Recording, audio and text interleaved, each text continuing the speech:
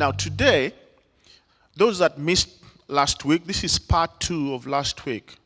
Very, very empowering. Those that missed it, like I say, subscribe, follow our channel, search my LCF Church on our social media, and you'll get the part 1. This is part 2. A quick testimony.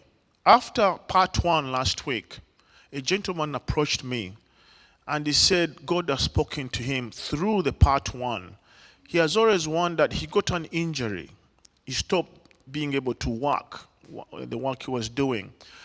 He always asked himself, what can I do to have some sort of income? After he watched our discussion last week as presented by the mighty man, God told him, this is it. And now he said, yes, I'm going to follow. Yes, I'm going to get understanding from your team. And yes, like as we said last week, is ask questions. Ask questions. We are here to help each other. We are a community. We are going to move together. Without further ado, I wish to introduce, welcome, the same mighty man for part 2. Yes, he's a family man, businessman. Yes, he's a man of God. And he loves us. Yes, Mr. Andrew Tamale. You're welcome, sir. Thank you so much. Thank you. Thank you. Please, thank you for the warm welcome you've shared with him. Over to you, sir.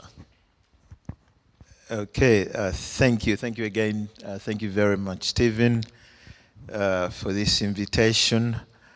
And, happy Easter, everyone. He is indeed risen. Amen.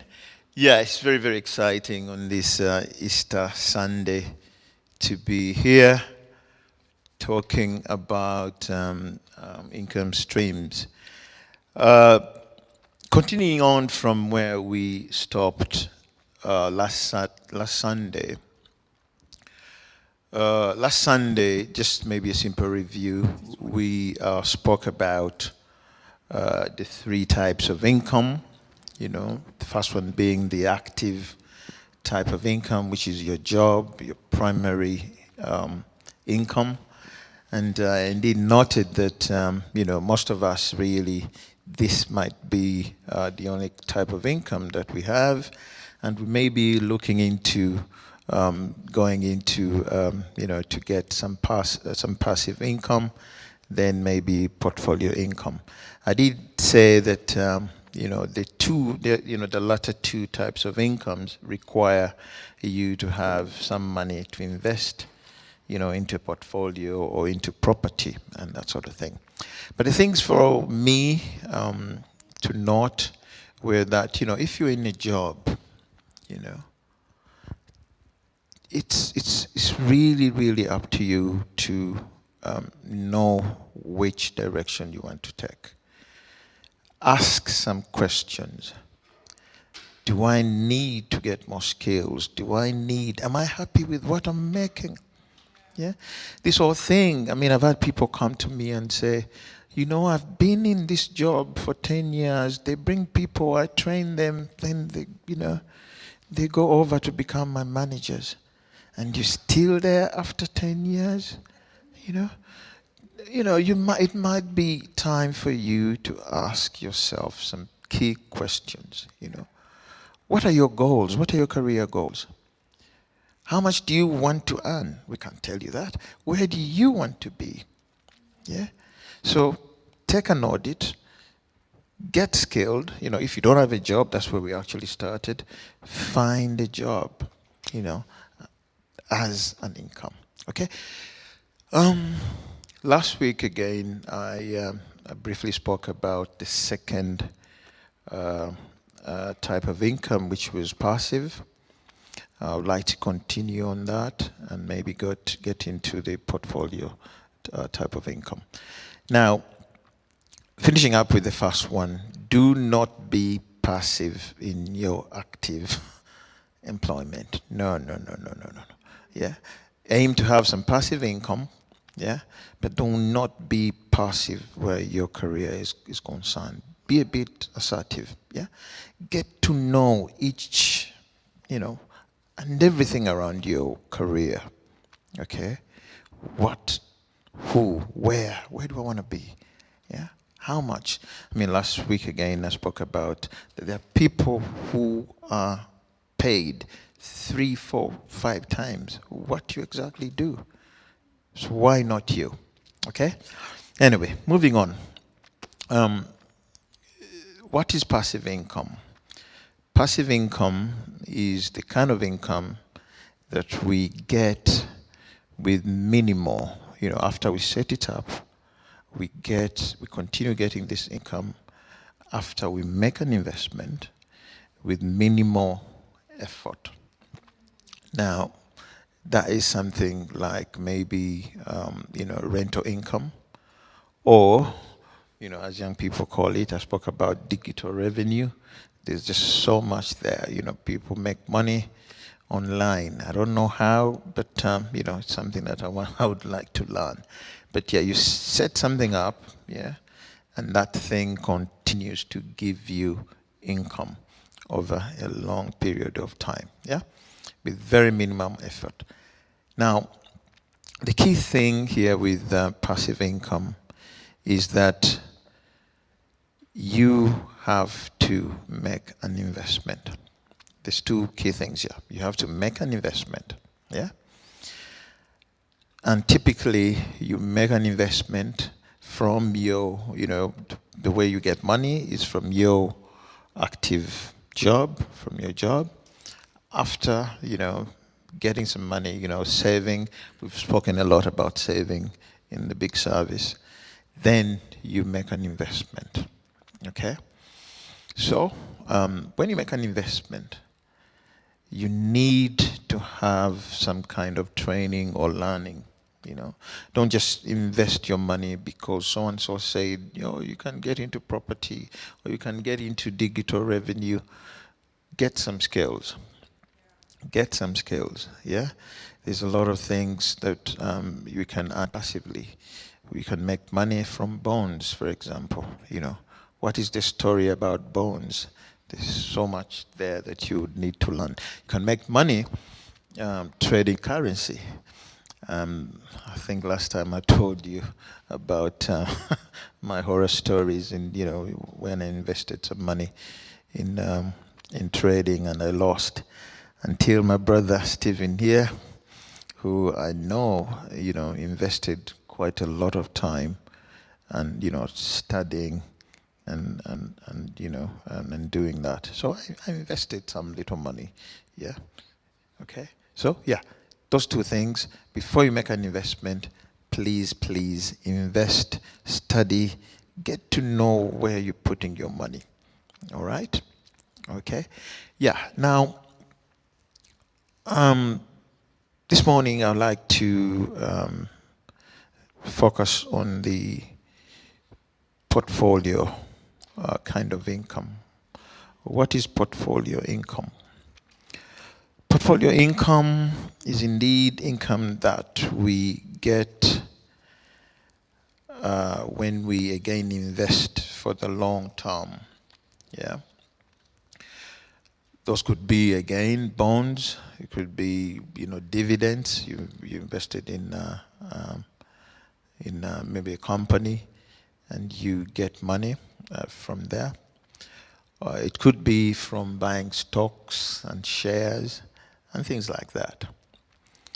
The key thing here again is that we invest for the long term. Okay. Now, what have I invested in? Concerning portfolio. Over the years, I have indeed invested in a lot of things and lost money, gained some bit of money here and there. But there's something that I want to share with you this morning. You might have come across the term. It's called land banking. Yeah, it's a term I came across. Land banking. Simply, what land banking is that instead of you putting your money in the bank, yeah, you'd rather, put it in land, okay? It is also done in this country, yeah. Oh yes, oh yes. A lot of land, people prospect in land. They would, buy a piece of land, but mainly for the long term, hoping that there'll be planning permission and they'll be allowed to build property on the land. And yes, they go and make some money. But for some of us, where we come from, I believe that there's a lot of opportunity in this area. But you got to be very, very careful because, I think many of you here would have horror stories of how you've actually lost money in this very same thing. But there's some things you can do that can help you. Again, 2 weeks ago, when Pastor Nicola preached, she said something very, very important that I noted. That when she worked for that gentleman, and she got about 40,000 pounds, she went and invested that money in land. This is about, 25, 30 years ago. She went on to say that that land is now worth about $1 million. Yeah. This is land she bought in Katwe. Land she bought in Katwe. And so I said, okay, yeah, this is quite good. We exchanged some notes and we've been talking and talking. Land is indeed, if we even go back in the Bible, land was, Abraham, Isaac, and Jacob, all these people had land. It was equal to legacy. It was, about provision. It is indeed a good investment. But before we get into how you can deal with the scams and all those different things, I would like us to maybe, wherever you come from, which city you come from. And I want you to go back maybe 30 years ago. Yeah? Let's take an example of, say, Kampala. Yeah? And its outskirts, 20, let's draw a radius, from city center, let's draw a radius of around So Kampala is 30. in Uganda, right? Kampala is in Uganda, thank you. I assumed that, yes, yeah, Kampala is in Uganda, but but any other city maybe in Africa, this could be very, very vital.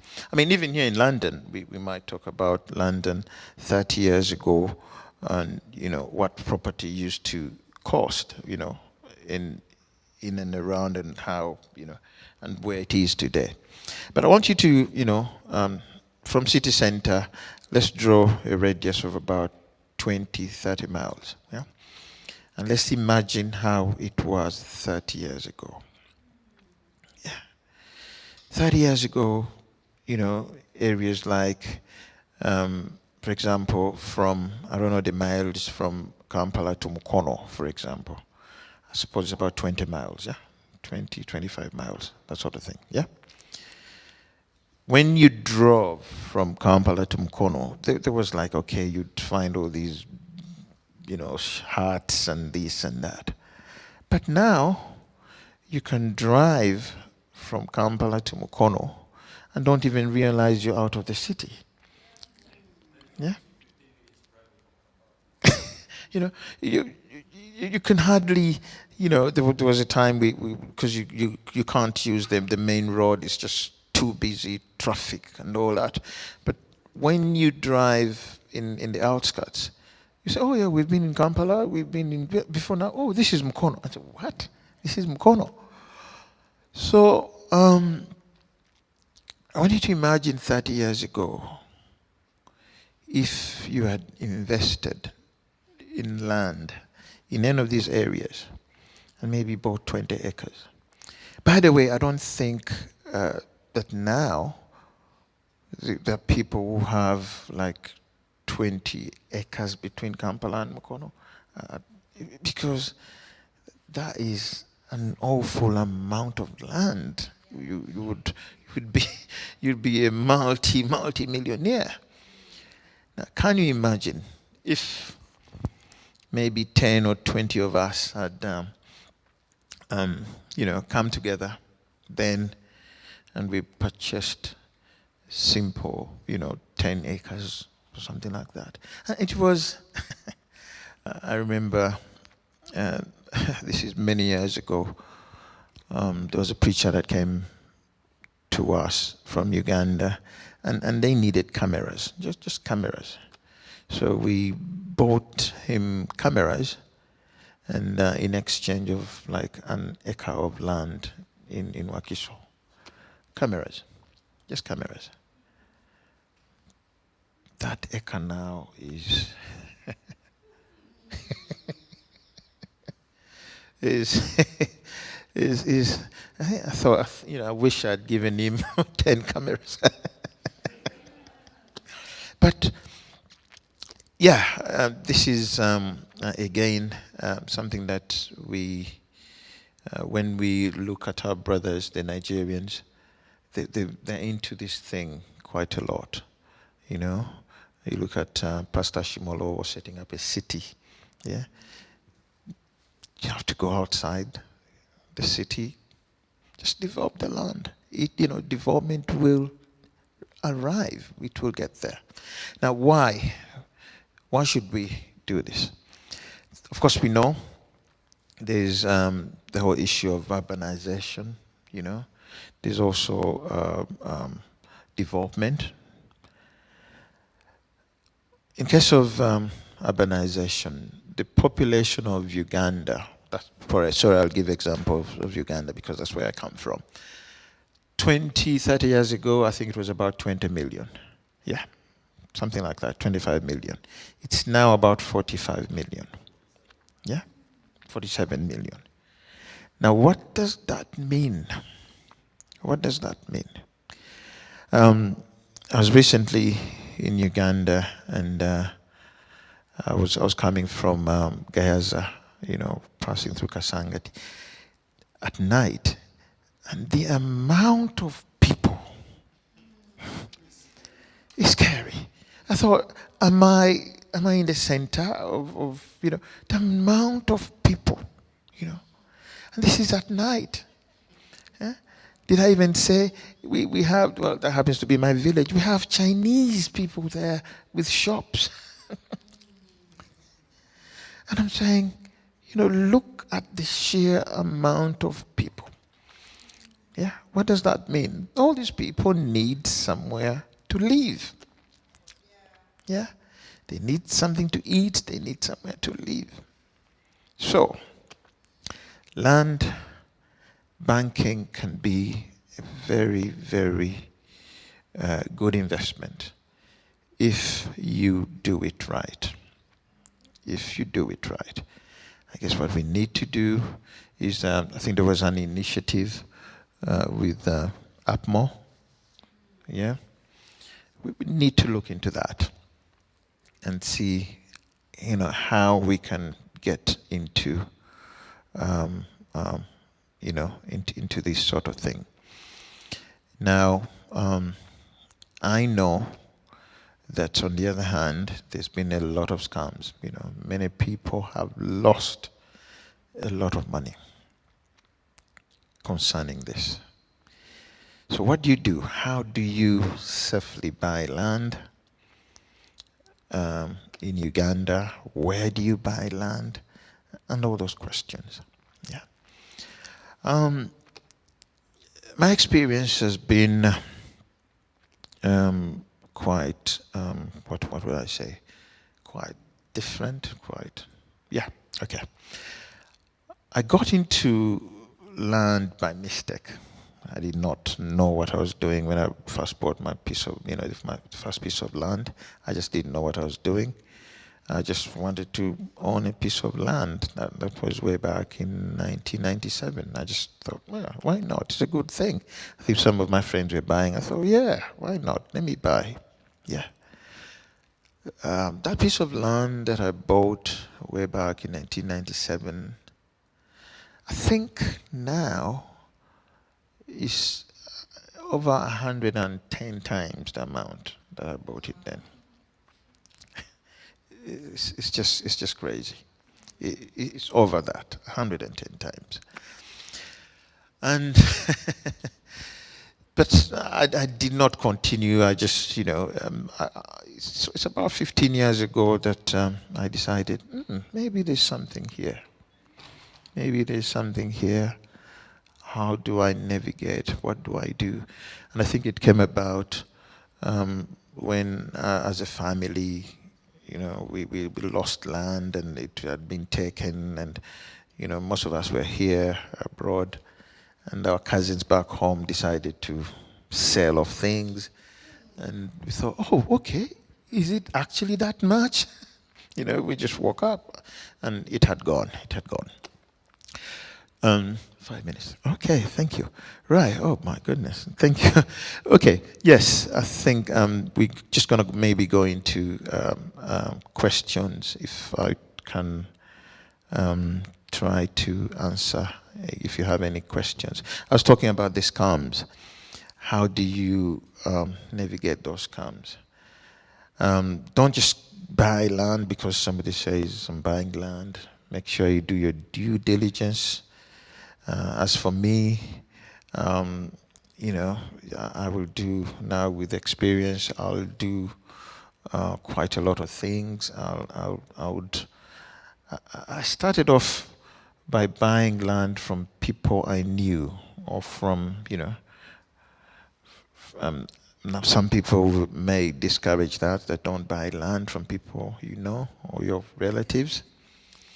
But then again, I think it is the way in which you do it. When I buy something from a relative, yeah, I will never give them cash. I'll never, it's not me, Let my lawyer do the talking and do everything. Yeah. And once that is done, you've got to leave the land immediately. If you've got your plants, your what, I will even pay you, Just make it professional, Just like we do things over here, yeah? If we had a property, brother, sister, everyone will have their lawyer, solicitor to represent them, and everything is written off, and, make it like that, yeah? And, I think that will help you. The other thing is that, research and research and research. There was that article in the news that the best person who knows about land, if you want to buy land, is the drunkard on the village, and that's very true. They would say, have a lawyer, do all that. Trust me, I have used that. Somebody takes you to buy land, go back the next day and the week after, before you part with your money, look for the drunkard in the village and ask him, who really, really, really owns this land? He will tell you, oh, yes. They'll have the story. They will have the story, yeah. Oh, yeah, this land was so-and-so. It belonged to so-and-so. He did this. He actually sold it to so-and-so. I know there's trouble here. You just don't buy that, He will tell you the truth. Trust me, he will tell you the truth. Okay?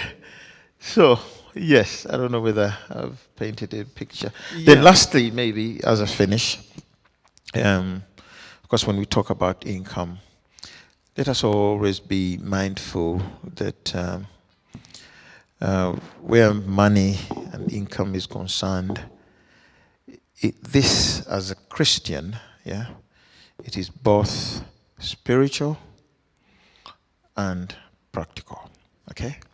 Those two things. It's spiritual and practical. Of course, the spiritual, we know about giving, we know about the purpose why we want to, get some of this money. Yeah, we know why. Yeah, but then let us be practical. Let us not be passive in this. Let us be practical. Yeah, money will not just come and fall. Let us be practical. Let us research. Let us go out there and learn, and then do some work. Thank you. Thank you. Thank you so much, Andrew. Before we allow the different locations to have their own discussions, I wish to highlight some of my observations before the locations take over. So, the nuggets I've taken out from your submission is God views land ownership, yeah, not only as a personal asset, but also as a trust in Him. In Jeremiah 32, I think it's 12 or 15, where it says, Jeremiah, where after they lost everything, but Jeremiah, despite the losses in their nation, he purchased the land. Let me try and find it. And then it says, Jeremiah 32:15. For this is what the Lord Almighty, the God of Israel, says: houses, fields, and vineyards will again be bought in this land. So, you've spoken well about land. Some people may have questions about, but I don't have enough money to buy land. But there is what we are now promoting. It's called collective investments. What collective investments, I think you're all aware. And if not, please follow our discussions, our what we're trying to do in the big service, in the business community, LCF. So collective investments means is if a land maybe costs 70,000, if you're 10 of you, that's 7,000. And right now, for example, in our big service, in our business community, we have a savings group, saving a penny each day, adding onto it. End of the year, we'll have almost £20,000. That's the power of collective investment. And in the UK, I'm mainly based in the UK, and that's where I look at opportunities. I attend what they call auctions, land auctions and property auctions. And did you know that there are ways you can own land in London for less than £70,000? A piece of land, yeah? And the other way you can own land is buying a freehold.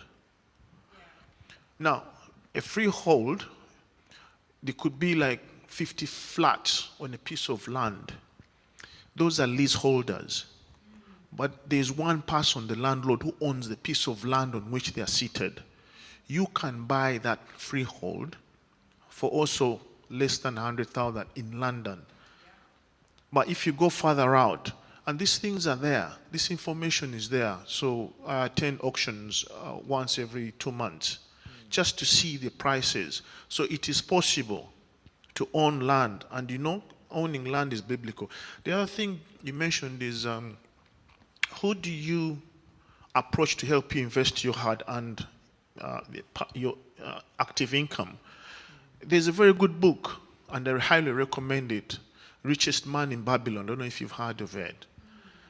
It's you earn your money, and you've identified an investment, for example, in dealing, let's say, in jewelry. Now, you find a bricklayer going abroad to buy bricks, and then he says, oh, I can also buy your jewelry there and bring it to you. He knows nothing about the jewelry. So why would you give your money to someone like that? So it's very important, like you shared, to be aware where you're going to invest. Being aware of the people who are gifted, who understand what God has revealed to you to invest in. And so that was skills to invest.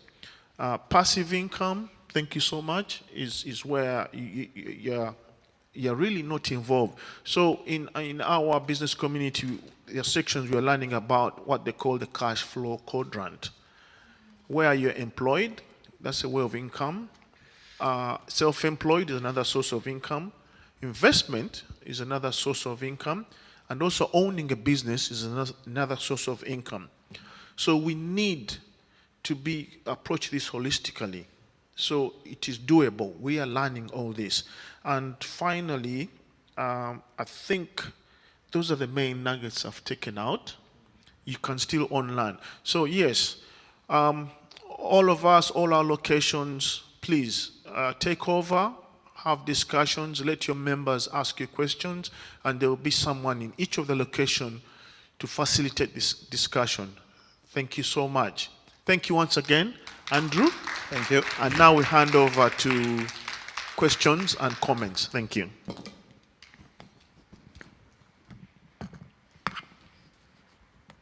Thank you ever so much, both Stephen and Andrew. One of the challenges that I wanted to ask both of you as landowners is people worry a lot about squatting, whether it is squatting in Africa or here. What do you do? What's your experience? How do you get rid of a tenant who has overstayed, if it's buy to let? Or what do you do about these people? You've bought a piece of land, then the next time you go, people have occupied it, then they start to acquire rights. How do you deal? Right. Thank you, Pastor Grace. One of the things when I purchase land, what I do is that it has to be with no encumbrance. At first I thought, what does this mean? But in the agreement that we write out, it's got to be with no encumbrance, meaning that it's got to be free with no one on it. Now, that said, is again, that doesn't save you so much. Yeah, what you've got to do, yeah, if that land is around the city, yeah, please fence it off. Yeah, secure it. I've lost fits. Somebody sells you before you know they've put in a fence in your land, and you bought 20 by 100 and it's now 15 by 100, something like that. So please put up a fence. Yeah. Now, if the land is maybe outside the city and it's quite big, again, what you can do is, plant trees around your land, demarcate your land. And do not leave it empty. Yeah. Put someone there. Yeah. Put someone there. Yeah. Not the people you found on the land though. Yeah. No. If I buy land from you, get off. Yeah. Let me get my person, yeah, my worker. I'll build a small shed for you. You are there, you're mine, you do not have any rights. It's very clear, you're working for me. Fine, you can, stay there, plant, eat, whatever. But it's very clear, you're working for me, you do not own, you do not have any rights. Okay, you're working for me. I think that's very, very important. It's true. What you say is true. I've lost bits of land in things like that. Your boundary was here when you bought it, and it's moved. Somebody has actually built a house. A part of whatever. And you just can't. You're away. You just don't want to fight, and you do another fence. So yeah, when you purchase land, make sure you secure it. Do not buy land where there are people where there's encumbrance. I'll keep away. Yeah.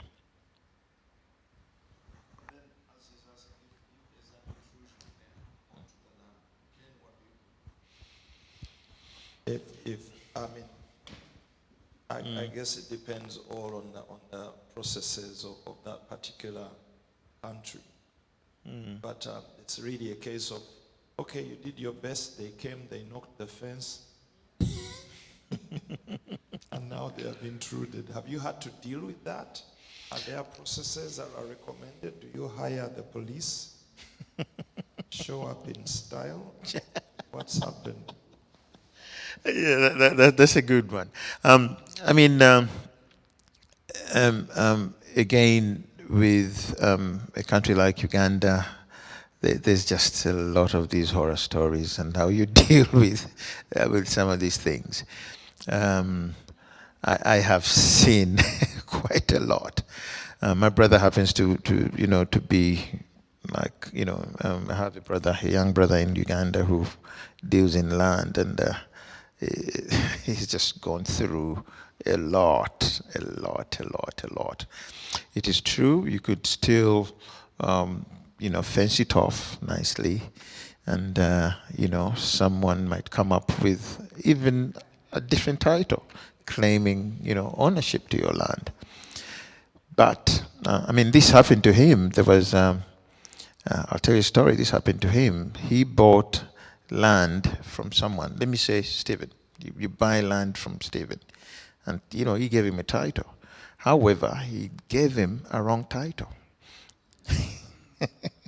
He gave him a wrong title while he had sold the right title to somebody else. Now, that is hard to...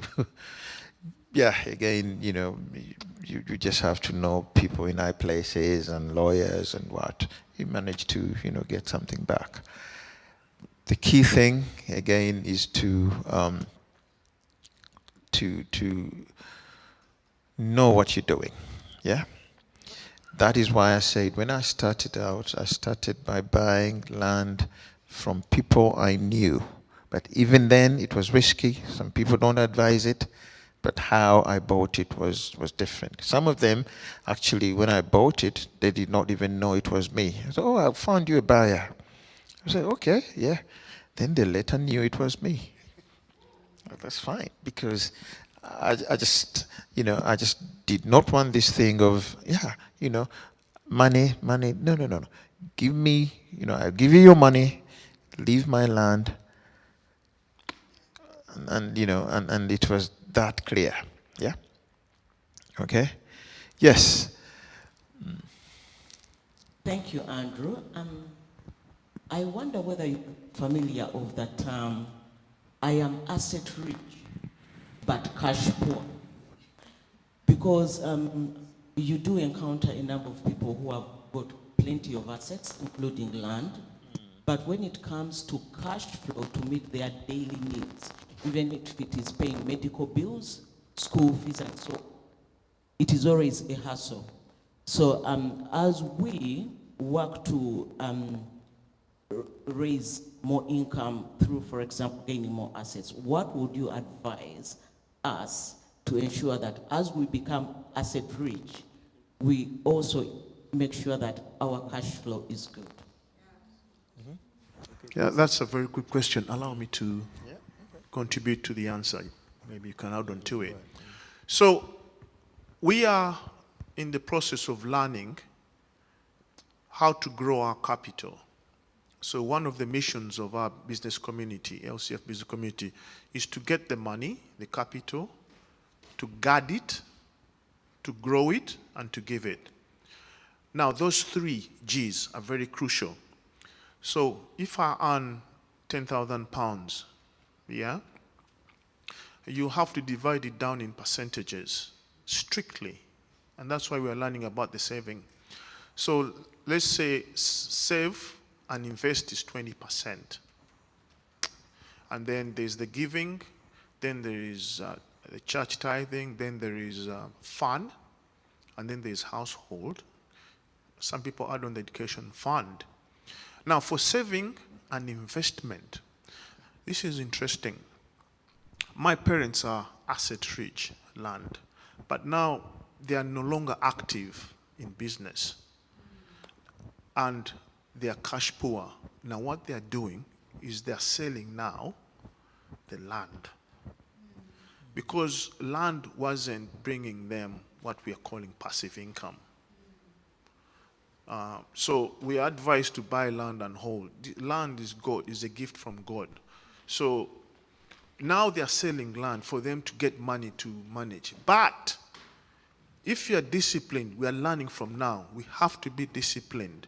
There's that money, saving money, people call it the emergency fund, that has to be there. Now, when you have to have passive income, that even if you're not working, money still comes in. So my parents should have built, let's say, apartments that keep on bringing in money, even if they're not working. The passive income has to happen in your lives. Because there will be moments where you're no longer active, earning active income, and the passive is now doing its thing. The baby is now grown and producing an outcome. So that's where we are now learning to know that we need passive income as well as active income. That is key. But how do you get passive income? Like Andrew shared, is, let's say, employment, self-employment, investment. Then you transfer that money from your pot of save and invest to create a vehicle that gives you passive income. Then you will not get in that position of having capital poor but asset rich. I'm a testimony of our family. So thank you. You want to add to this? Yeah, I mean, you just spot on, Stephen. The thing is that, like I've given examples, that land that maybe we invested in 20, years ago, 20, 25 years ago, has now, gone up. At some point, you need to look at your portfolio and say, okay, what do I need to do? Yeah. Some of us here, we're a bit lucky because you've got that income that comes in. Yeah. But at some point, yes, I've looked and said, okay, there's land here, there's land there. Can I, maybe if I sold off this piece of land, can I invest this money elsewhere for more passive income? And indeed, yes, I have done that. I have done that. You sell off something and say, right, okay, let me invest it maybe in a property. Yeah, it is very possible that land if you bought land 20 years ago, can actually get you a deposit and much more over here, where again you can, get passive income. Or, like Stephen just mentioned, you can even, begin developing. I know people who are developing massive blocks of flats in Africa, having again sold off some of their land, and they now got into property in Africa. Okay, so yeah, that's very true.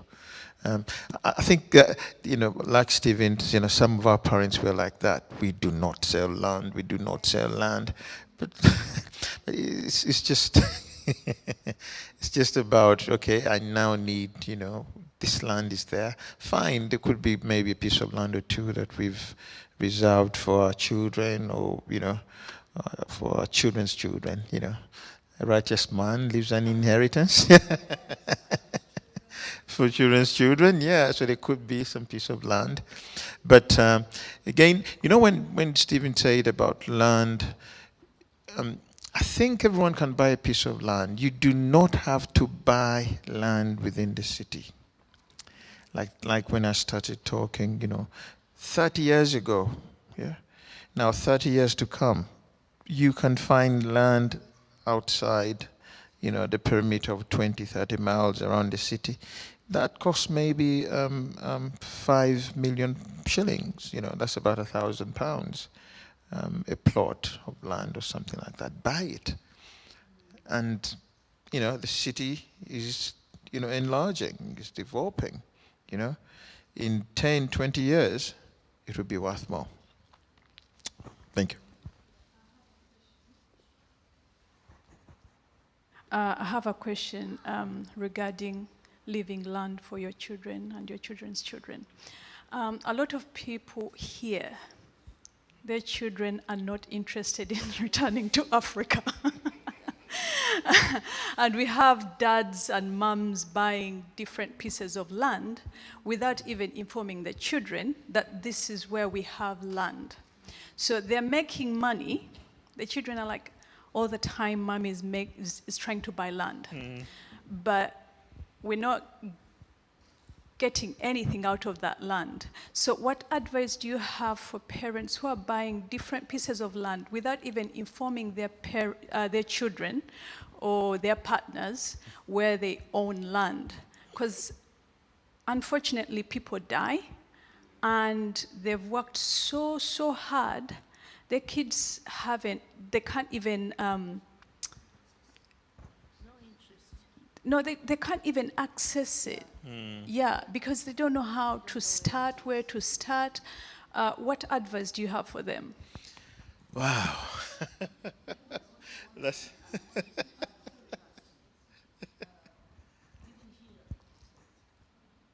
As you can see here, we are all seated here. You cannot see the young ones in our midst.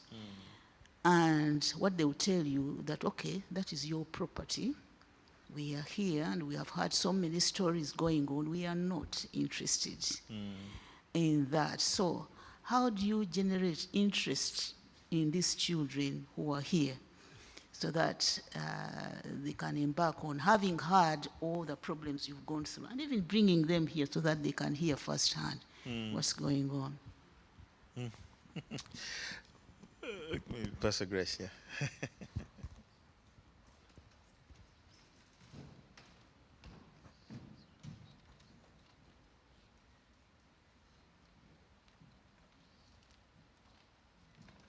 I do believe part of the problem is that we don't actually discuss it with the next generation. Recently, our youngest son spoke to us, and he said he was talking to his friends in musical theatre, and they were saying, our parents just don't tell us. And when you say, oh, I bought a piece of land, to them that doesn't say anything. Tell them what it's worth in pounds. Exactly. Because they don't know. They just think it's a piece of land somewhere and it has no value. If they knew what it's worth in pounds, they would generate, the interest would be in there somewhere. So I think part of the reason, part of the problem is that we're carrying on with all these financial plans that we have, but the conversations are not happening. But interest them, take them if you can, like get them to understand what the value is of what they're dealing with. I think slowly then we can change the mindset. That is spot on, Pastor Grace. I mean, I've got children, and we've just gone through this very same thing. You know, Dad, you're always buying land. Until I actually sat them down and told them that actually, I bought this piece of land this much, but it's now worth this much. Okay, is it worth this much? Yeah. Can I have that? Can I have that? Can I have that? I said, okay. we can talk about that. Yeah. Once they get to know the value, then the interest. Okay. Now, again, that's not the end. How do you, what I hear in your question, how do you protect this piece of land, for example, if, the Lord called you? Now, that is another maybe question for another day that, involves a lot of legals. We need to plan that very, very well, and how we can secure their inheritance. I mean, legally, I think there's a lot of things we can look into. Yeah. But yeah, we need to do it. We're out of time. I think, like you're saying, it's something for another day, because there are also legalities on the ground, and some governments are shifting and moving stuff about ownership. Can I own land in a country that I have no citizenship in? If I'm a Ugandan and my children are not yet Ugandan, should I make them Ugandan because I bought Ugandan land? those kind of conversations need to be had, I really think. True. Yeah. Yeah, thank you. Once again, I remind you to thank you, Andrew, for your time and knowledge. Subscribe, join us as we discuss these things. Just one last tip, revelation, is that our community, we tend to save money for us who go abroad on holiday. We save money such that the time of going to wherever we are going on holiday, let's say Uganda, you go with money. But in Uganda now, what we are now started doing is we are clearing out our garage and we're finding things that we can sell online that we don't need. And the money that is coming out of it, we are buying government bonds at 14% in Uganda. And that money is put on our account in Uganda. So the amount of money we budgeted to use in our holiday in Uganda at the end of the year, we'll find it there coming from our passive income of the government bonds that give 14% interest. If you need to know more, please approach us, the community business leaders, and we'll discuss more. Thank you so much.